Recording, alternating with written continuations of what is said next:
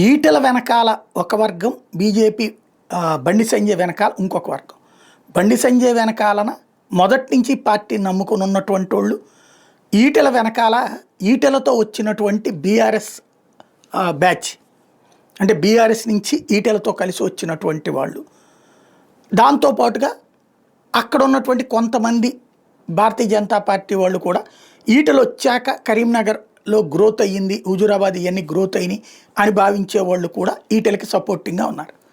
దీంతో రెండు వర్గాల యొక్క పోరాటం కిందకి మారుతోంది. అక్కడ బేసిక్ ఇద్దరి వాదనలో ఒక తేడా ఏంటంటే, హిందుత్వ ఎజెండా కానే కాదు, అసలు ఆ ఎజెండాతో వెళ్తే భారతీయ జనతా పార్టీ అధికారంలోకి రావడం సాధ్యం కాదు అని చెప్పినటువంటి మాజీ కమ్యూనిస్టు నాయకుడు ఈటెల రాజేందర్, పీడిఎస్యు నాయకుడు తను.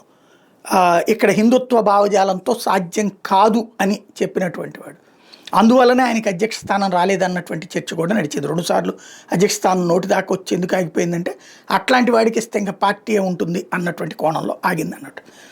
అదే సందర్భంలో బీసీ కాబట్టి ముఖ్యమంత్రి ఛాన్స్ అయితే ఆయనకు ఉంది అన్నటువంటి వాదన చాలా బలంగా ఉంది. ఇప్పుడు బండి సంజయ్ వచ్చేటప్పటికి హిందుత్వవాదంతోనే ఎదగాలని, అది ఒకప్పుడు వీళ్ళు చెప్పినట్టు సాధ్యమైంది. కానీ ఇప్పుడు క్రమంగా భారతీయ జనతా పార్టీ పుంజుకున్న తీరు చూస్తే, మొన్న పార్లమెంట్ ఎన్నికల్లో 30% పైగా ఓట్లు సాధించింది, అసెంబ్లీ ఎన్నికల్లో 14% దాకా ఓట్లు సాధించింది.